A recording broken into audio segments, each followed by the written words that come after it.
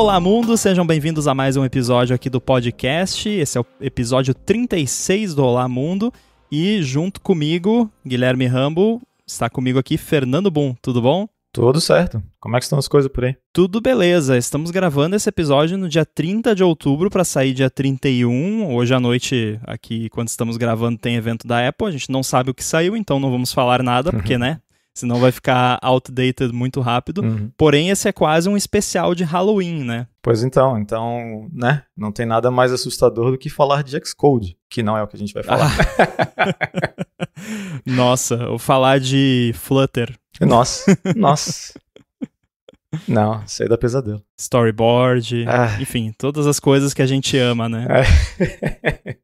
Sim, React Native. Muito. Manipulação de strings em Swift. Ai. Tá, agora todo mundo vai ter pesadelo, mas tudo bem.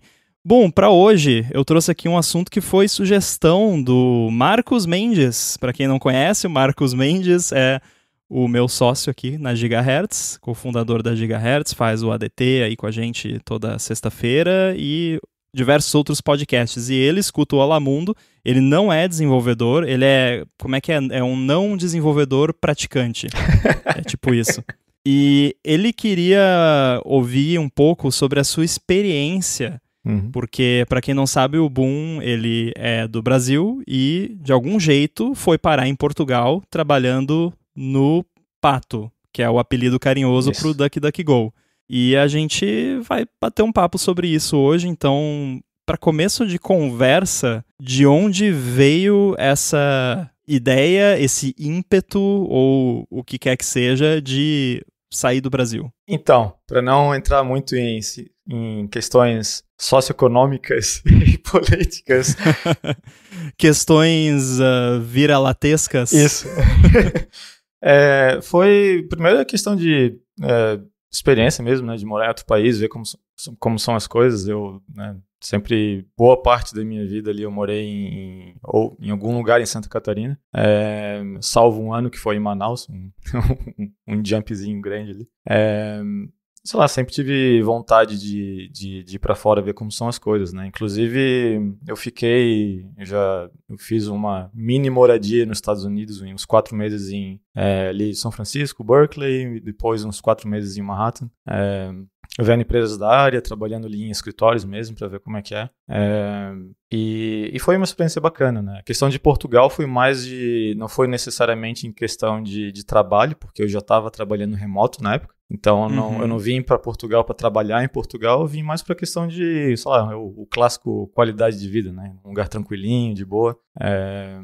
Sei lá, aqueles níveis de criminalidade menor e tal, é o clássico, né? E é engraçado porque eu moro basicamente no mesmo lugar que você morava, né?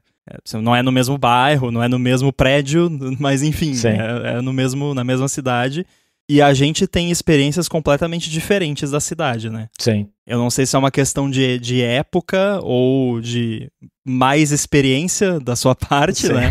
Mas, porque eu tô aqui há 6 anos, né? Você passou mais tempo aqui, mas eu vejo muito, e também para não querer entrar a fundo na questão socioeconômica, até porque a gente não tem propriedade para falar disso, mas tem uma coisa que eu vejo muito nesse assunto de mudar para fora do país e tal, que é uma questão muito centrada em São Paulo e Rio de Janeiro.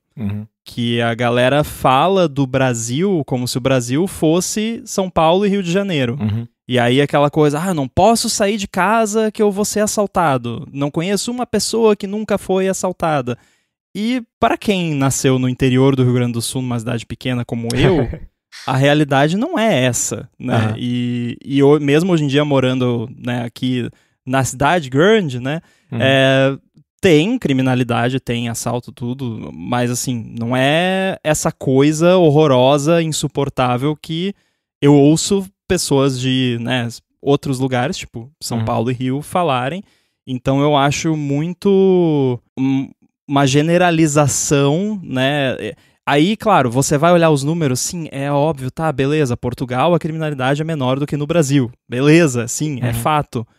Mas essa experiência horrorosa e insuportável e terrível, e meu Deus, eu preciso fugir desse lugar, que muitas pessoas relatam quando falam sobre esse assunto de se mudar do país, ela é muito centrada numa experiência de quem vivia em São Paulo/Rio. Sim. Geralmente é assim. No seu caso, não, né? Mas só quis trazer isso aqui porque é uma coisa que sempre me chama atenção, né? Porque eu vejo a pessoa falando sobre certas coisas e eu penso, tá, mas isso aqui, às vezes, se você mudasse só de cidade dentro do Brasil, já melhoraria muito, né? Ah, sim. E uma coisa que eu posso, pelo menos experiência pessoal, né? Tudo que eu tô falando aqui são experiências pessoais, então se surgir alguma generalização da minha parte, né, dado a minha experiência. É a generalização da sua vida. Exato.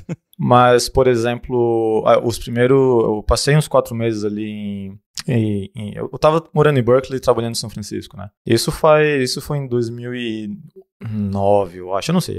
As datas vão estar meio zoadas, mas na aproximação. E eu tinha achado a cidade fantástica, assim, né? Era, meu Deus, meu sonho, morar aqui e tal. Daí, quando, né, vários anos depois, isso acho que foi coisa de 5 anos atrás, por aí, eu tive a oportunidade de novo, né, de trabalhar para uma empresa de São Francisco. E eu fui convidado a ficar umas semaninhas lá para conhecer o escritório e tudo mais. E eu fui. E nessa, né, eu vi a cidade, tava, na minha opinião, uma desgraça, assim.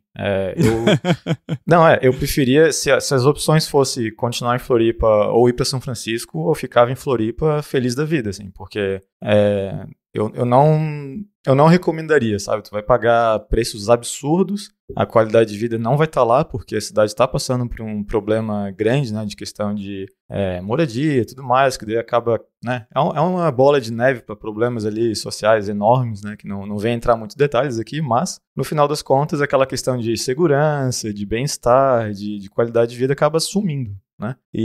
Sim. E foi um impacto, assim, tanto que eu estava no processo de fazer o H1B, né, que é o visto de trabalho para lá. Sim. E eu falei, cancela a parada aí, porque eu não quero mais, sabe? Se for pra sair do Brasil para ir para um lugar que, na minha opinião, tava pior, não faz sentido, né? Então, daí eu dei desisti dessa ideia aí de ir para os Estados Unidos e eu pensei, não, já estou trabalhando remoto, então, né, o mundo é minha ostra. E, sei lá, eu pensei em tacar o louco e ir para Portugal, porque, né, já tinha ouvido falar bem, já conhecia aqui, né, eu já vim aqui uns anos antes e era um lugar que eu gostei muito, principalmente por causa da comida. A comida aqui é fantástica. Nossa, isso é verdade. É verdade. Mas você aguenta as sobremesas? Porque eu achei as sobremesas muito doces. Minha experiência é diferente até. Eu acho que do Brasil, eu geralmente acho elas mais doces. Então, de onde veio a inspiração? Pois é. Não, mas eu preciso fazer uma segunda tentativa. É que eu sou meio chato com o negócio de açúcar, mas a comida, no geral, em Portugal é uma delícia mesmo. Tem um negócio aqui que é extremamente doce, mas eu gosto, em pequenas quantidades, que é um tal de baba de camelo. O nome é horrível, né? Mas Nossa! É tipo um brigadeiro, assim, só que é mais cremoso, enfim. Mas o meu negócio para trabalhar para fora foi mais do que... Chegou a um ponto ali da minha vida que eu vi... né, trabalho em programação, não faz muita... Não existe essa necessidade de estar no escritório, alguma coisa assim. E é um skill que, felizmente, dá para transpor para praticamente qualquer lugar do mundo, né? É diferente de várias outras profissões, onde você tem que...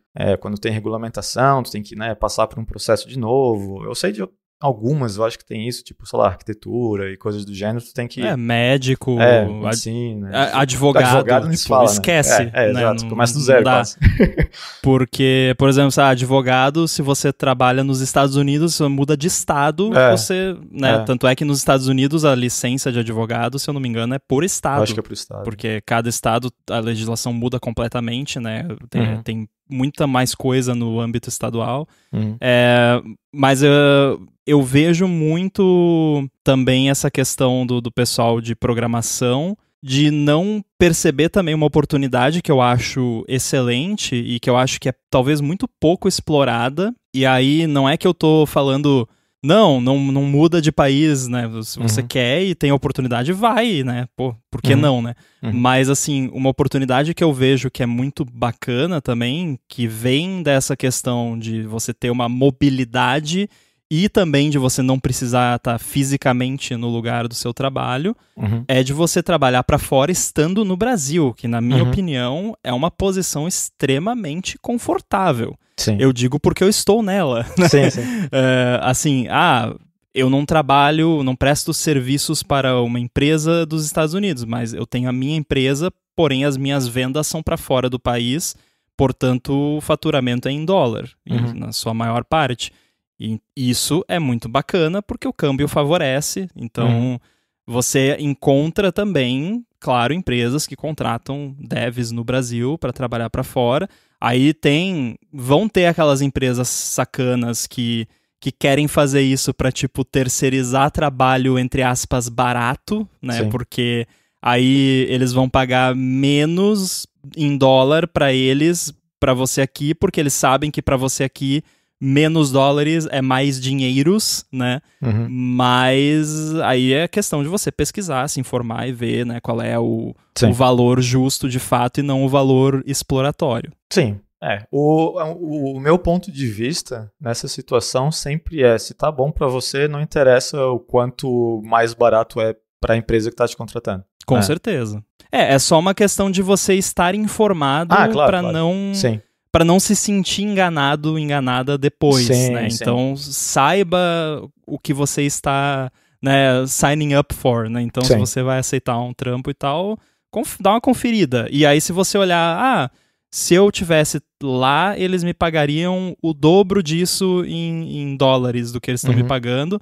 Mas aí se você fizer a conta, talvez ainda vale mais a pena, né? Porque, enfim, câmbio e custo de vida e essas coisas. Porque você pode morar no interior do Brasil, numa cidadezinha micro lá, que tem por um acaso tem uma internet boa.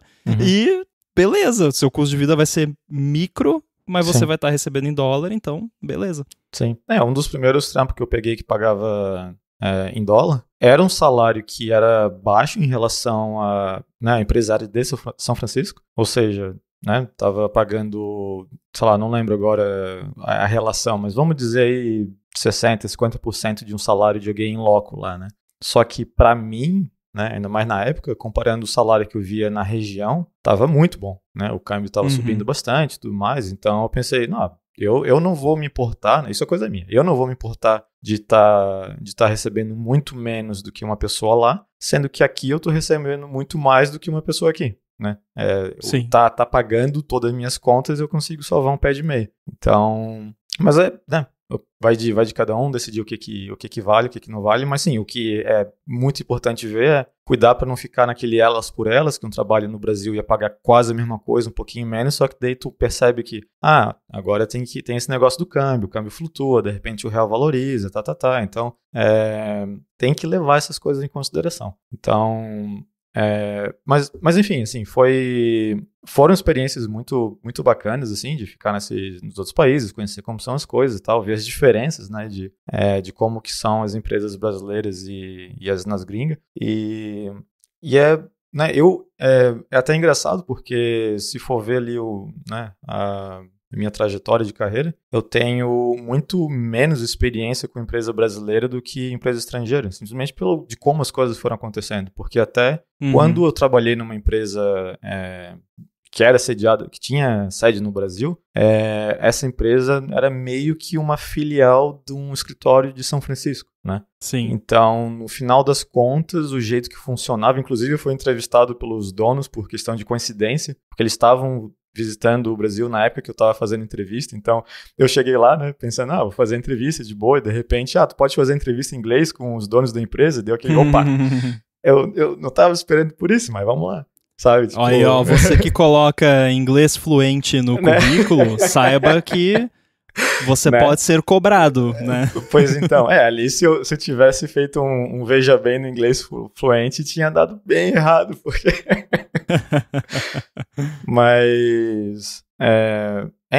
Foi interessante, assim, né?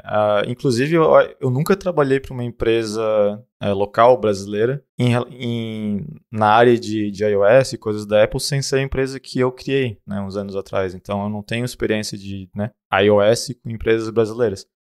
Antes eu trabalhava com coisa de Linux, software, né, tipo embedded software e tal, e embarcados, né, como se diz.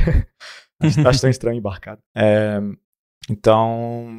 eu não peguei muito como que é o mercado de né, iOS ou que seja macOS em mercado brasileiro. O que eu sei é mais em relação né, círculo social, pessoas que trabalham, empresas da região, tudo mais, o que eles cobram, o que não cobram, e dá para começar a fazer aquela comparaçãozinha, né, entre, mas empresas que eu trabalhei são assim.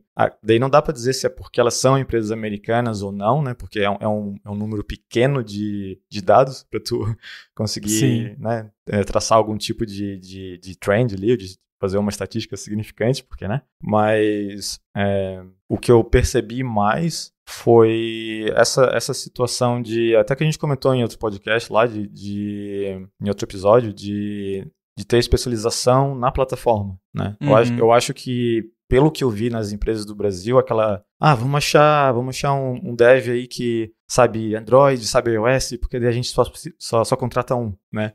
E nas empresas fora, pelo menos nas que eu trabalhei, não tinha muito essa ideia, assim, né? Tipo, era sempre um plus, né? Se tu consegue ajudar no outro projeto e tal. Mas o que estava especificado, né, nos requisitos e tudo mais era, de fato, só iOS, ou só Android, ou só isso, ou só aquilo. Não tinha muito aquele pau pra toda obra, né? E daí eu não sei se isso é uma questão de diferença do Brasil ou não, simplesmente uma questão de coincidência, né, das empresas que eu trabalhei. Eu acho que pode ser um viés das empresas que você trabalhou no Brasil, e talvez até do momento da sua carreira, quando você trabalhou nessas empresas, né?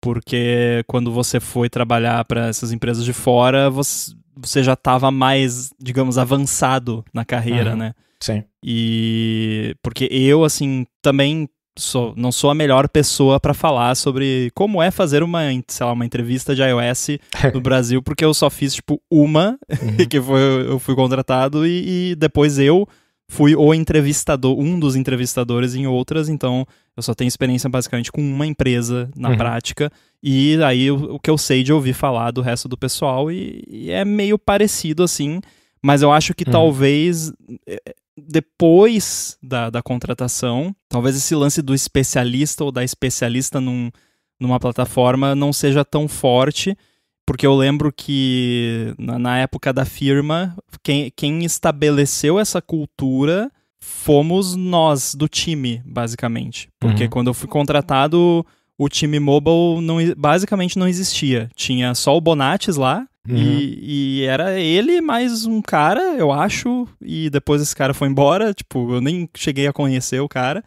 E aí, tá, então vamos lá, né? Vamos criar um time de mobile aqui.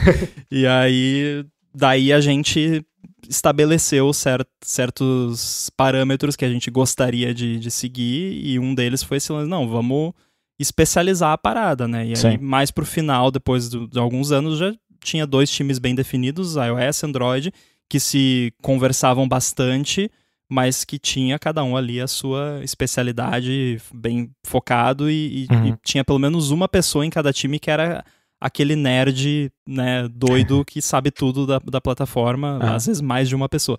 Então, acho que varia muito de empresa para empresa. Eu acho que o nosso mercado é muito variado.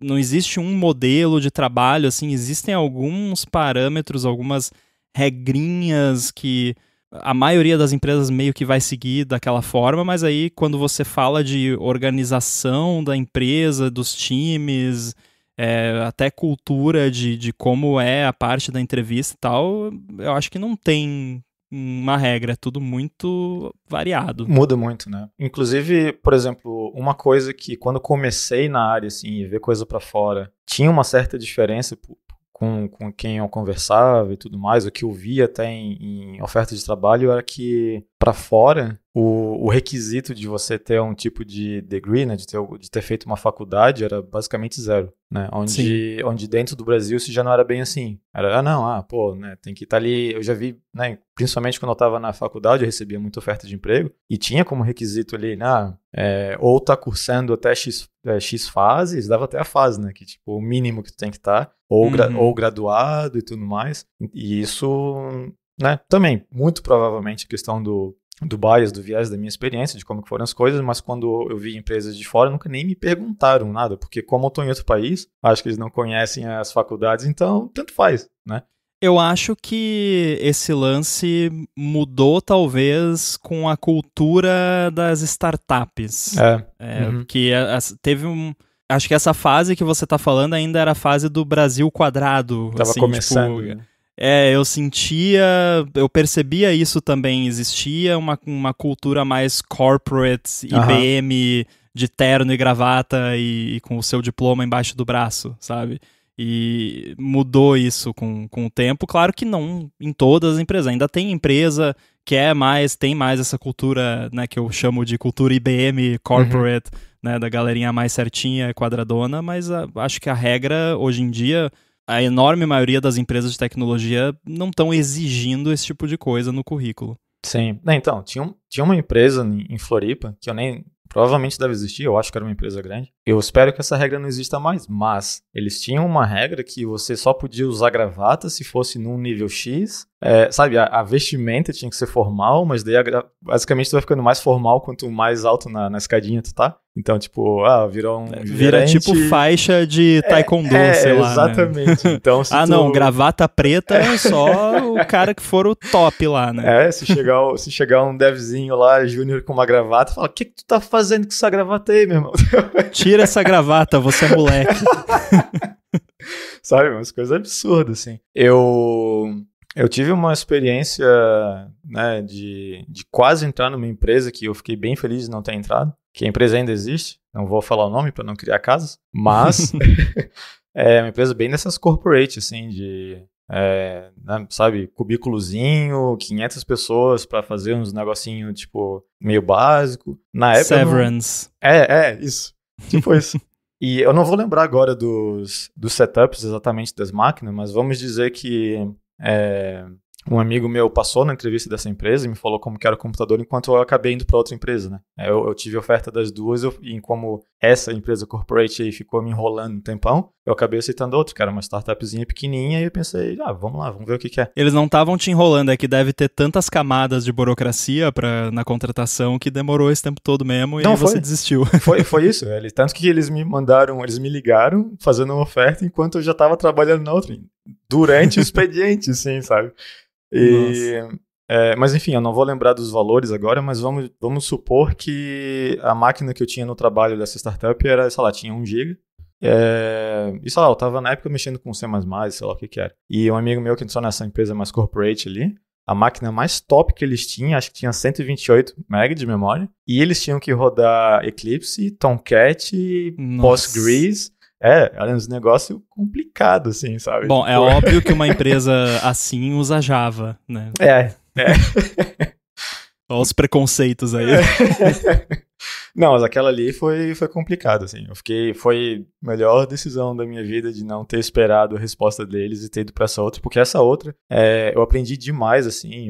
Todo mundo que eu trabalhei ali era fantástico. Como eu tô falando bem, eu posso falar o nome, era E3C, que era ali em Floripa. Todo mundo ali, muito bom. E eu acho que vale mencionar, fazer um certo disclaimer que não é que a gente tá falando mal dessa outra empresa, eu com certeza não, porque eu nem sei que empresa é, mas é uma questão de fit cultural, né? Sim. Tipo, eu e você não somos pessoas corporate, que vão botar gravata e coisa.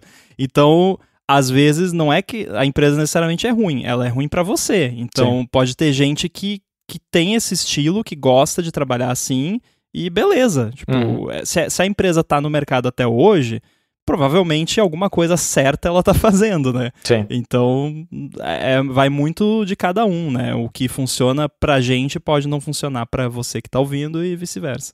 Com certeza. Eu acho que eu usei gravata uma vez na minha vida só e foi num casamento. Pô, isso não é pra mim, né? Mas enfim, então, daí, né, eu já comecei muito meio que nesse mundo de startup, mesmo não sendo na área de iOS, e então eu meio que não sei como que é trabalhar num mundo mais corporate, assim, eu tive uma experiência muito breve de um estágio que demorou 1 mês só, assim, porque eu não gostei do lugar e acabei vazando. Era para ser Java, me deram um PHP, mas o problema nem era esse, né? A vaga era para programação. Então tá, me dá o que for, tá valendo, PHP, Java, não quero saber, eu quero aprender. Era para ser Java e me deram um PHP, tipo, era para ser purê de batata e me deram batata cozida, né? Não é nem, tipo, era para ser batata frita e me deram purê de batata. Mas, então, daí, só que, né, tudo bem, era literalmente um dos primeiros trampos que eu ia pegar ali, e só que no final da conta era quase que um helpdesk ali, tipo, eu ficava respondendo o pessoal falando que, acabou a comida na Copa, tem que trazer mais comida, eu, tá, mas espera aí, né, não era bem isso que eu tava a fim de fazer, então durou 1 mês só. Daí eu fui para um estágio também no questão no Cefet, que é uma escola pública que tem ali em Floripa, escola técnica, né? E tava rolando um estágio lá que ia me pagar mais, trabalhar menos horas, então só vi vantagem, foi bem bacana também, mas foi pouco tempo. Cara, eu acho que no começo de carreira sempre tem umas furadas assim, né? Sim. E eu acho que até certo ponto é importante passar por essas furadas, porque se você for ver no fim das contas, não é que foram furadas, foram experiências.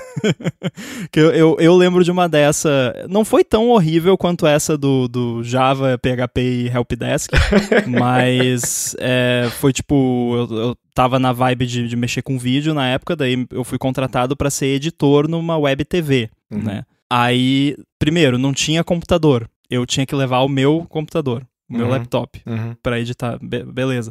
Aí no fim das contas eu sei que eu já tava operando câmera no estúdio, e aí depois eu já tava indo pra rua pra gravar vídeo lá com a repórter, tipo... No caso, foi legal, porque eu peguei experiência com coisas que, né, não estavam fora do job description. Mas, enfim, sempre vai rolar isso aí do você pegar, né, no começo da carreira, pegar um job lá que é pra ser uma coisa e é outra. Você vai ver que é muito mais coisa do que era pra ser, ou não é o que era pra ser, aí é pior, né? Quando tem coisas a mais, às vezes é até útil pra você, pra sua experiência, mas... Sim. Né? Este episódio do Olá Mundo é patrocinado pela ExpressVPN. A ExpressVPN oferece 2 grandes vantagens que são uma conexão segura para você navegar e a possibilidade de você usar a internet como se você estivesse em qualquer país do mundo. A questão da privacidade todo mundo já sabe. Quando você se conecta especialmente a um Wi-Fi público, não é nada impossível alguém se enfiar ali no meio da sua conexão e colocar os seus dados em risco.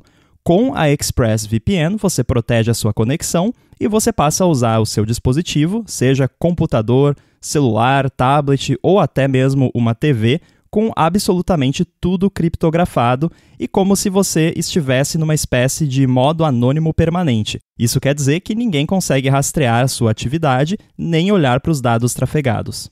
Já a parte de você poder se conectar como se você estivesse em qualquer lugar do mundo é ótima porque você pode acessar o catálogo da Netflix, por exemplo, como se você estivesse nos Estados Unidos, que é diferente do catálogo que ela disponibiliza aqui no Brasil, e a mesma coisa vale para outros serviços de streaming, não só de vídeo, como de música também, e o contrário também funciona. Então, se você estiver fora do Brasil e quiser acessar algum conteúdo do YouTube, por exemplo, que só está liberado para o Brasil, com o ExpressVPN você vai lá na lista de uns 100 países que ela oferece, seleciona Brasil, ativa e pronto, dá para ver o vídeo. Uma preocupação que muita gente tem com VPN é como isso afeta a velocidade da conexão, e isso é uma coisa com a qual a ExpressVPN também se preocupa.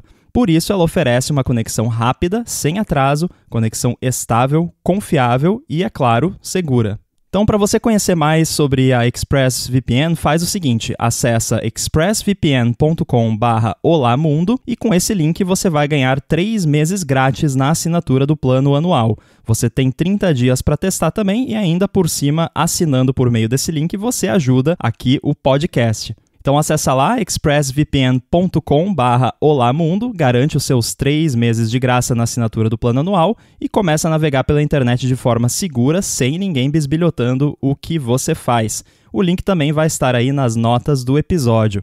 Muito obrigado a ExpressVPN pelo patrocínio desse episódio do Olá Mundo e pelo apoio a toda a Gigahertz.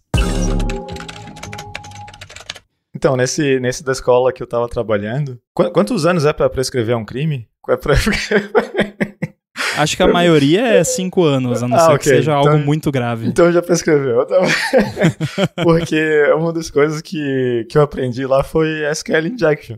Porque eu achei no site do próprio sistema da empresa, eu tava mexendo no negócio lá, pensei, será que funciona aqui? E funcionou. Então eu tinha acesso ao sistema da empresa que eu não deveria ter, da escola ali, né? E daí eu cheguei eu cheguei pros responsáveis lá e falei, tá rolando esse negócio aqui, é bom arrumar e tal, porque isso aqui dá acesso à parte Corta pro boom algemado. Daí eu falei nada. Eu acho que foi tipo uns 2 meses e ninguém nem se importou com isso. Eu falei, quer saber? Beleza. Eu fui no sistema de estacionamento do lugar, eu adicionei a placa do meu carro.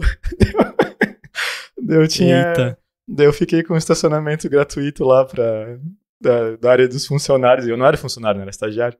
Então, foi seu bug bounty. Foi. Mas eu não arrumei, deixei lá, né? Porque não tinha acesso ao código do negócio só. Também prescreveu. Eu e um amigo que estudávamos programação, na época também a gente aprendeu SQL Injection e a nossa diversão era entrar nos sites das lojas que já tinha um site online lá na nossa cidade lá.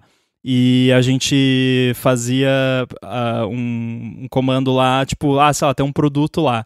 Aí a gente colocava pond, né, no final do nome do produto. Tipo, a gente nem apagava nada, só botava, tipo, uma marquinha ali, só pra, tipo... Eu fico imaginando o pessoal de TI dessas lojinhas, tipo... Por que tá aparecendo isso no final dos produtos aqui? Daí ia lá, apagava, a gente ia lá e botava de novo. Teve uma época que era tipo Velho Oeste, né? Tudo era aberto, era sem proteção nenhuma, ou se tinha proteção naquela mais básica do mundo, que era muito fácil entrar. Eu não me considero uma pessoa extremamente, né, muito mais naquela época. Não, mas tem ferramentas, tipo... por favor, todo mundo que está ouvindo, isso é ilegal, tá? Não faça. Né? A gente tá contando aqui de, tipo, 10 anos atrás, até mais. Então, né, naquela época era diferente. Acho que nem existia naquela época uma legislação sobre né, acesso não autorizado a sistemas de informação no Brasil e tal. Então, por favor, não faça. Né? Esse tipo de coisa você faz em 2 situações. Contra o seu próprio servidor, para você testar se está seguro, ou contra o servidor de uma empresa ou uma pessoa que te autorizou a fazer esse teste. Tá te pagando pra isso. E tá te pagando pra isso. Ou uma empresa que tem lá um bug bounty que falou, você tem permissão pra fazer o teste e tal. O que normalmente é teste pra você ver o nível de acesso que tem e reportar, mas não mexer em nada, né? Enfim, feito o disclaimer, isso era muito fácil na época, porque tinha ferramentinhas que você baixava lá e você rodava o comando e botava o URL e ele se virava. Tipo, você não precisava fazer... Não tinha que ser hacker, de verdade. Né? Não. Eu não tinha conhecimento, né? Eu aprendi uma coisinha básica aqui ou ali e via que muito sistema estava aberto ali. Aquele servidor da Apache com a senha padrão dos admin, sabe? Essas coisas assim. Tinha muito cPanel. cPanel na época era muito comum. Tipo, admin 1, 2, 3. Mas enfim, né? Não façam isso. Mas então, voltando para a questão de experiência no exterior, então quando comecei a trabalhar no mercado ali de iOS já foi, né, para fora. Então, o que eu vejo bastante, mais até no Slack do CocoaRes lá, que, né, eu não estou mais tão participativo, mas era uns anos atrás, era que também essa questão de plataformas híbridas, né? Parece bem, vários de aspas aí, que no Brasil é mais comum ter ofertas para trabalho com React Native, ou na época até os PhoneGap da vida, titânio, seja lá o que for, do que era lá fora, né? Não vou dizer que não existe, tal, mas de novo, percepção, né? Eu não via muitas vagas para isso lá fora, onde no Brasil era bem normal, viu? O pessoal até reclamando no Slack lá, falando, pô, tô tentando achar algo nativo e eu só acho, né, XYZ de híbrido. Então, né, de novo, percepção. Não sei se é assim ainda ou não, mas, né, a questão mais de dica, né, que eu poderia dar se alguém está procurando algo para fora, é a questão de ter um portfóliozinho, mesmo que seja né, se está começando algo do zero, assim, tem um portfóliozinho para mostrar, mas né, porque basicamente o problema que essas empresas vão ter é meio que uma questão de confiança, assim, porque já é difícil contratar alguém remoto no próprio país que tu mora e tal, por questão de, a pessoa vai estar lá na casa dela e tal. Existe muita questão de confiança, né, em trabalho remoto. Sim. E daí imagina, você é outro país, né, tipo... Que é algo, inclusive, que quando as pessoas vêm me perguntar sobre trabalho remoto, e eu acabei meio que virando consultor informal do assunto, até para pessoas que não são de programação, mas porque hoje em dia, pós-pandemia, muita gente experimentou o trabalho remoto e gostou, e gostaria de continuar, né? E nem toda empresa, infelizmente, continuou.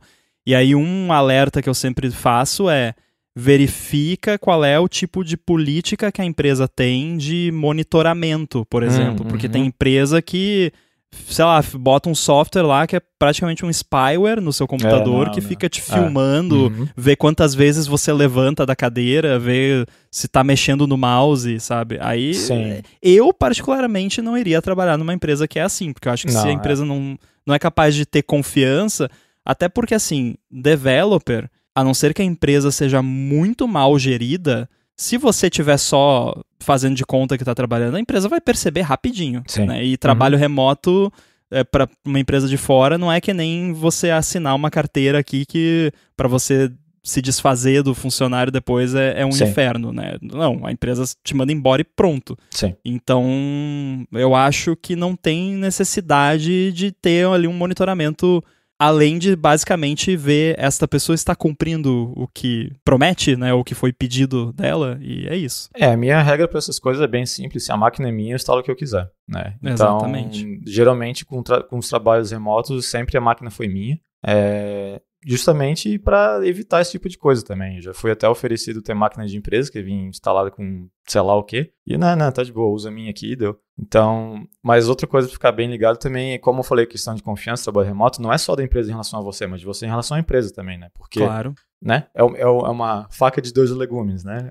Não, e tem muito golpe por aí também, tem. envolvendo o trabalho remoto, tem que tomar cuidado. Sim, então, é bem importante, né, ver uma empresa que, sei lá, dá uma olhadinha no Glassdoor, ver como as coisas são, porque essas coisas, né, é bem fácil de chegar uma pessoa ali, te contratar para fazer um trabalho por um mês e chega no dia do pagamento e só some também. Porque assim como vai ser difícil para ela, né, usar meios legais para reclamar caso você não faça alguma coisa, o inverso é verdadeiro também, né? Você vai ter um recurso muito pequeno, pelo menos do meu entendimento, para ir atrás dessa empresa e cobrar o que é seu por direito. Então, a questão da confiança nessa empresa é bem importante. E eu não tenho, né, não existe uma solução, né, perfeita para resolver esse problema, além de que, né, vai atrás do sei lá, review em Glassdoor. Se fizer entrevista com pessoas na empresa, dá uma olhadinha no LinkedIn da galera que te entrevistou para ver quanto tempo que eles estão na empresa também, né? Tipo, tem umas coisinhas que dá para fazer para ajudar, mas nunca vai ser garantido, porque é um contrato que pode ser quebrado, por mais bem feito que o contrato é, e se você for procurar por meios legais, onde é que vai ser a corte do processo? Vai ser provavelmente nos Estados Unidos. Você, né, quando tu assina essas coisas, geralmente isso acontece, né, tá escrito, tem cláusula que se for rolar algum processo, alguma coisa assim, a corte vai ser feito em algum estado nos Estados Unidos, blá, blá, ou seja lá que for isso. Eu diria assim, pesquisa muito sobre a empresa, né, e aí pesquisar vai lá no Pato, ou pode ser no Google também, a gente não julga. Só um pouquinho. Vai lá, só um pouquinho, digita o nome da empresa e lê, e de preferência passa da primeira página, porque se tiver alguma treta envolvendo a empresa, imagina, né, se você for lá trabalhar um mês para uma empresa de fora, remoto, e não for pago, você vai postar em algum lugar. Vai postar no X, vai postar no seu blog, vai xingar em algum lugar. Então, se tiver alguma história dessas, você vai encontrar. Se você não encontrar nenhuma história dessas, a chance é grande de que você não vai ser a primeira vítima, mas não quer dizer que não pode ser também, né? Sim. Pode acontecer, tá sujeito, mas se você for se profissionalizar de verdade, assim, for uma pessoa que vai trabalhar muito para fora, seja, assim, fixo numa empresa, e aí falando especificamente de Estados Unidos, ou seja como contractor, talvez valha a pena você contratar um advogado nos Estados Unidos. Você pode fazer isso. Eu tenho um advogado nos Estados Unidos que cuida de assuntos de copyright, política de privacidade, termos de uso para minha empresa, para os meus softwares, porque o público maior fica lá e eu achei saudável ter, né, alguém que sabe o que está fazendo me assessorando nisso. Então, tudo bem, você pode ter um advogado, não é um absurdo de caro. Eu, por exemplo, não pago nada fixo. Opa. Tipo, eu só pago quando... não existe advogado grátis, né? Mas assim, eu pago só quando é feito alguma coisa, né? Tipo, tem que fazer uma política de privacidade para tal coisa. Aí eu vou pagar por aquele serviço, né? Mas aí, enfim, cada escritório, cada advogado vai trabalhar de um jeito diferente, aí isso é uma questão que você tem que ver, até porque nós não somos advogados. Mas só para, né, que às vezes a pessoa até nem se liga que existe essa possibilidade. Sim, você pode, aqui no Brasil, trabalhando para fora, você contrata uma pessoa que é da área jurídica, né, no país para o qual você está trabalhando, porque se tiver algum assunto para resolver, você pode acionar, e aí, claro, vai depender muito de valores, às vezes o valor não vale a pena, o estresse, né, e os custos e tudo mais, aí isso é uma coisa que você tem que estudar também. E uma dica que é importante também, que eu já tirei de alguns contratos que me passaram, foi que é bem normal, eu acho que no Brasil também deve ter, não tenho certeza, mas lá fora, principalmente nos Estados Unidos, é extremamente normal que tenha aquela coisa de, se você construir alguma coisa usando a máquina da empresa, o IP daquilo é da empresa. Não interessa o que for. É verdade. Então, isso é bem standard lá fora, né? Porque é uma máquina da empresa, tu tá usando recurso da empresa, então, teoricamente, o que tu criar lá deles, não interessa o que for. Justamente, é outro ponto para usar a máquina sua e considerar e deixar isso claro, né, em contrato, alguma coisa assim, que você não está usando a máquina da empresa, e procurar esse tipo de cláusula, porque eu já tive, né, quando me passaram um contrato para trabalhar para fora, tinha essa cláusula falando que na máquina que você está usando para trabalhar, não estava nem claro que era a máquina da empresa. Nossa, aí é complicado. Daí eu falei, né, vamos tirar isso aqui, a máquina é minha, eu faço o que eu quiser, né, tá aqui o, né, e foi de boa, mas é meio que era um contrato standard para quem trabalha lá, né, que eles davam a máquina para quem estava nos Estados Unidos. Eu acho que isso é uma coisa que as pessoas às vezes se esquecem. Claro que realidades e tudo mais, mas na nossa área, você, na maioria das vezes, você pode conversar nessas coisas, até porque você fica nessas de... não, mas é só o contrato padrão que é usado para todo mundo. Tá, mas eu não sou todo mundo, a minha mãe já dizia, né? Então, né, beleza, é o contrato que vocês usam pro pessoal que trabalha aí, porém eu não vou trabalhar aí, eu vou trabalhar remoto, então vamos fazer uns ajustes aí, né? Outra cláusula muito comum lá fora, e que tem que tomar muito cuidado, é a de don't compete. Que é a de não competição. Existe no Brasil também, até certo ponto, mas é muito comum nos Estados Unidos. E aí você tem que prestar muita atenção, porque essa cláusula é tipo, às vezes é assim, digamos que você vai trabalhar na Apple, no Apple Music. Aí a cláusula de não competição vai ser alguma coisa tipo, trabalhar em um aplicativo de reprodução de música para dispositivos móveis. Aí, ok, beleza. Aí você não vai sair da Apple e ir trabalhar no YouTube Music, por exemplo, um mês depois. Porque é meio estranho. Agora, tem algumas cláusulas assim que são muito abrangentes. Então, tipo, cláusula de don't compete, não pode trabalhar em empresa de software para computador. Tipo, então você sai da empresa ou é demitido, né? Digamos, você foi trabalhar na Apple, você é demitido, você não pode trabalhar na Microsoft ou no Google. Aí ferrou, né? Aí você não vai conseguir trabalhar mais. Então, tem que tomar muito cuidado também com esse tipo de cláusula em contrato. E aí, de novo, é um momento em que vale talvez consultar alguma pessoa da área jurídica para te assessorar. Sim, o mais comum que eu vejo disso, e eu já passei por situação assim, é em questão de empresa de outsourcing, porque geralmente eles vão ter uma cláusula de você não poder trabalhar para os clientes dele, né? Sim, o que, né, questão pessoais, eu acho que faz sentido, porém tem que ter um limite. Eu também acho super compreensível nesse caso. Tem que ter um limite de tempo que faça sentido. O que deu uma treta no lugar que eu tava trabalhando, que o tempo era muito alto. Era coisa de 6 anos, assim, 7 anos. Daí eu fiquei pensando... Pelo que eu vi, o padrão é tipo 2 anos, coisa assim. O que faz, máximo. O que faz sentido pra mim é 1 ano. 1 ano tá legal, porque tu não vai ficar 1 ano sem trabalho, tu não vai sair da empresa e ficar 1 ano sem trabalho e depois ir pro cliente, né? Tipo, não... Então, faz sentido pra mim um valor desse, mas... o meu problema... porque de outsourcing é complicado, né? Porque, sei lá, você tá trabalhando lá, uma empresa que faz outsourcing pra empresa Y, e aí você vai lá pro carinha da empresa Y, ou carinha da senhor Y. Eu faço aqui por 2/3 do valor, e aí eu faço pra você. Sou eu que tô fazendo do mesmo? Pra quê, né? Ter um intermediário aqui. Vamos lá, né? Wink, wink, piscadinha. Tá.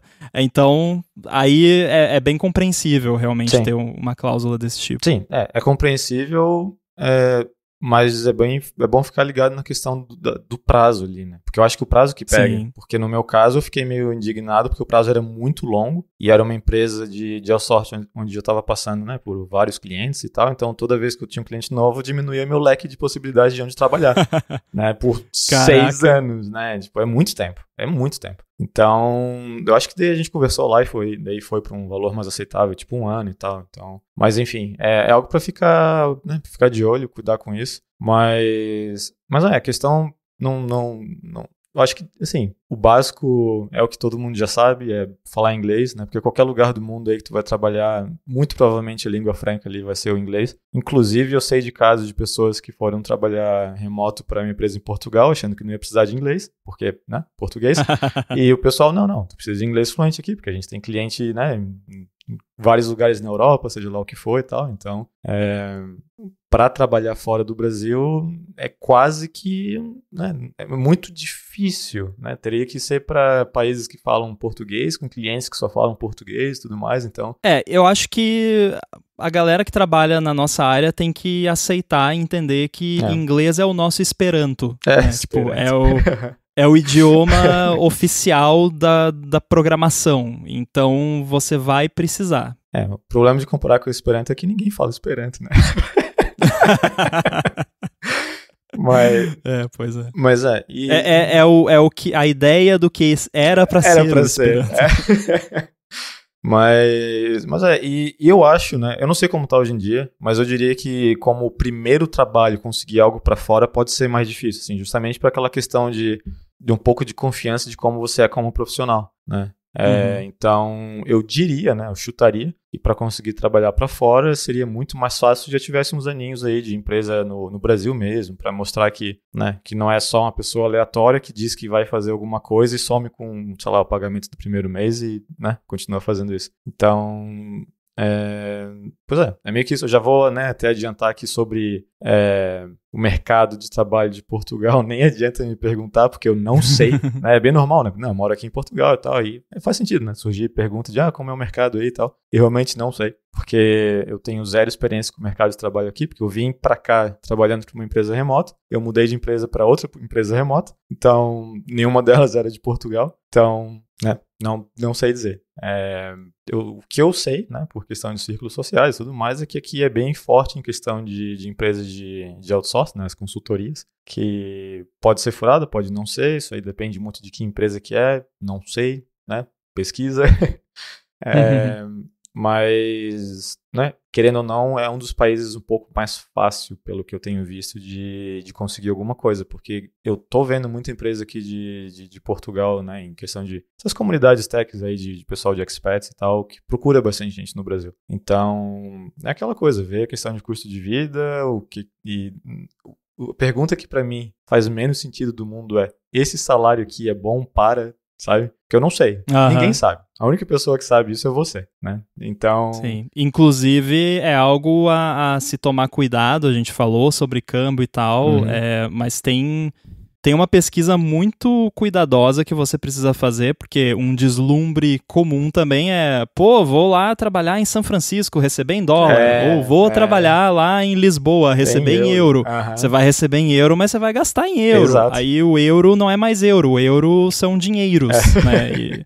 E aí a coisa começa a apertar. Sim. Então, tem que fazer uma pesquisa bem minuciosa de custo de vida, faz umas estimativas e tal, né? Porque eu já vi casos de pessoas que se decepcionaram, sim, né? Sim. Que perceberam que não era bem aquilo porque né, fez o cálculo com o câmbio do real e aí chegou lá e... Nossa, aqui no mercado é euro também, que coisa, não? Sim, não, o que eu vejo de, né, esses youtuber, influencers que chega, vai para Portugal e começa a fazer videozinho de vem pra cá que as coisas são mó fáceis e sei lá o que e tal. Só ignora essas coisas, porque é tudo besteira, né? Sair do país nunca é fácil, não interessa, né? A não ser que seja uma pessoa magnata, nunca é fácil sair do país. E é sempre um trampo, né? Sempre tu vai ter que resolver um monte de coisa e tal, e levar em consideração exatamente essa questão de tu vai receber em euro, mas vai pagar em euro também, tem que ver o que para você é um custo de vida decente ou não é, porque, né, quando as pessoas perguntam, dá para viver em Portugal com um salário de 3 mil euros? Dá, sabe? Eu não sei, dá para sobreviver, dá para viver, dá para fazer um monte de coisa, eu não sei como que a pessoa vive, né? E eu acho uma pergunta muito estranha, porque, né, por exemplo, nós dois morando em Floripa, quase que no mesmo prédio, até no mesmo bairro ali, o que tu vai gastar e o que eu vou gastar no dia a dia, no final do mês, vai ser provavelmente muito diferente. Então, um salário que pode ser bom pra mim é horrível pra você ou vice-versa, né? Então, não é uma pergunta que eu acho que é boa de fazer. A pergunta boa de fazer é perceber como é o teu estilo de vida e começar a procurar de quanto custa esse estilo de vida em outros lugares, em outros países, esse tipo de coisa,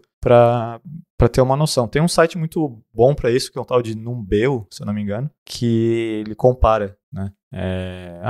Deixa eu comparar 2 cidades diferentes, por exemplo. Que é bacaninha. Não é 100% exato, mas dá pra ter uma base razoável ali. Boa. Eu acho que deu pra explorar bem esse assunto. E eu acho também que quem tá ouvindo deve ter um monte de perguntas que a gente não respondeu. Então, pra você que tá ouvindo, que se interessa pelo assunto, quer compartilhar, seja uma experiência própria de alguém que conhece, né? Foi um amigo que me contou, né? Se não quiser contar que foi você. Ou se tiver perguntas também dos seus amigos ou suas, pode mandar pra gente, tem o link de feedback aí nas notas do episódio. E pra quem quiser falar com você, Boom, como é que faz? Então, tô lá no mastodon.online, @boom. E eu tô no mastodon.social, @inside. A gente volta com o próximo episódio em breve. Valeu! Abraço!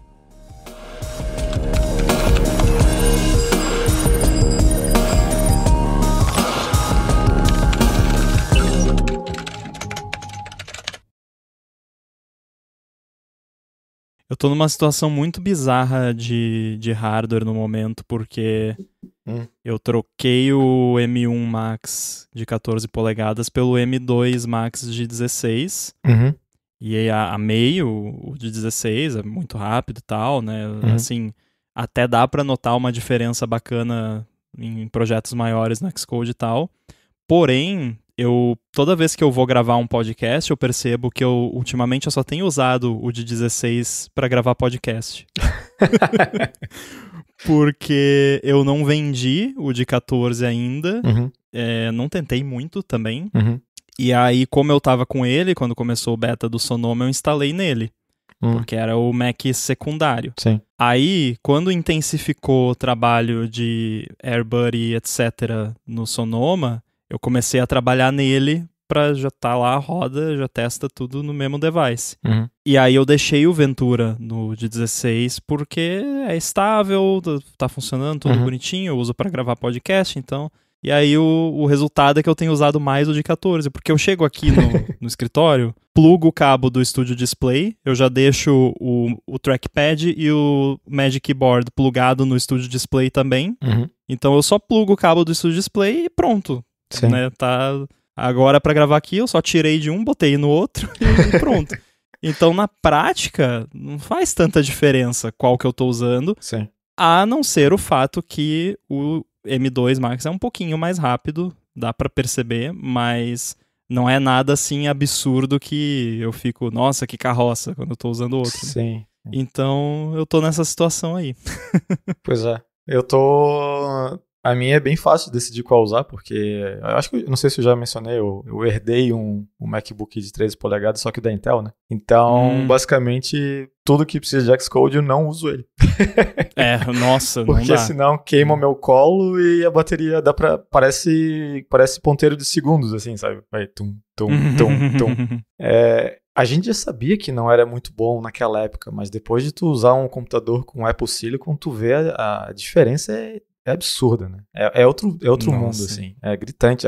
É quase como a diferença que teve nas antigas de quando tu mudou de HD para SSD, sabe? É gritante demais, Sim. assim. Só que o Apple Silicon não foi só o HD e SSD, foi o computador inteiro, assim. É bateria, é performance, é memória, tem, né, o buzz mais rápido e tal. Tipo, é outro mundo. Eu não vejo sentido mais nos computadores da Intel com, né?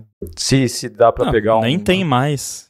Sim. A Apple nem vende mais. Vende algum Intel ainda? Não sei. Não deveria. Se tá vendendo, não deveria. Eu acho que só tinha sobrado uma versão mais parruda do Mac Mini Intel lá, que eles ainda vendiam, porque não tinha um Mac Mini, entre aspas, Pro, né? E agora tem. E o Mac Pro, que também agora já tem o Apple Silicon, então eu acho que eles não vendem mais nenhum Mac Intel, então é isso. Pois é. E é legal que, tipo, esse final de semana eu tava hackeando umas paradas em máquina virtual ali, e sentado no sofá com o MacBook Pro de 14 polegadas rodando máquina virtual e dentro da máquina virtual rodando Xcode com vários simulators e coisa. E o Mac esquentando, porque aí ele esquenta, porque você tá de sacanagem, né? Aí ele dá uma esquentadinha, chegou a ativar a ventoinha em alguns momentos, mas eu fiquei um tempão ali fuçando e tal. Aí depois eu fui olhar, nossa, agora já deve tá quase acabando a bateria, né? Tava tipo 82%. Pois é.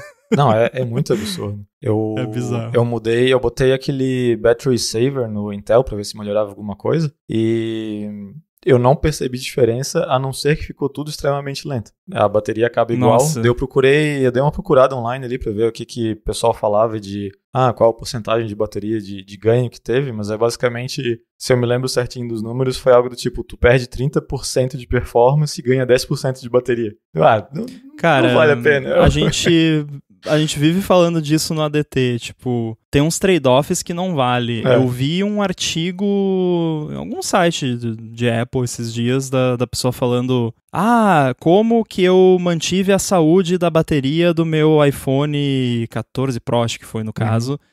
Aí eu fui ler e basicamente o que a pessoa fez foi desligar o ProMotion e o Always On Display. Tá, então compra um iPhone 14, não compra o Pro. Tipo, pois what?